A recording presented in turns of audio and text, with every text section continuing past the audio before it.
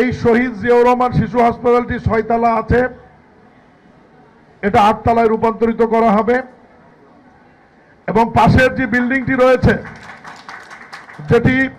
এই হসপিটালের প্রতিষ্ঠাতা মাননীয় শ্রদ্ধেয় প্রধানমন্ত্রী জনাব তারেক রহমানের ইচ্ছা ছিল ওই জায়গাটি যেটি এখন ইসলামী ব্যাংক বা অন্যান্য স্থাপনা রয়েছে এই জায়গাটিও যাতে হসপিটালের সাথে সম্পৃক্ত করা হয়, যেটি সভাপতি মাননীয় এমপি রেজাউল করিম বাদশা ভাই বক্তৃতায় বলেছে। আমরা চেষ্টা করব পাশের জায়গাটি যদি সরকারি হয় আমরা সরকারিভাবে হসপিটালের সাথে নিব, আর যদি ব্যক্তি মালিকানাধীন হয় প্রয়োজনে অধিগ্রহণ করে হলেও এই শিশু হাসপাতালের সাথে সম্পৃক্ত করে যাতে এই 50 শয্যার শিশু হসপিটালটি উপজেলার ন্যায় 101 বা 150 শয্যায় রূপান্তরিত করা যায়।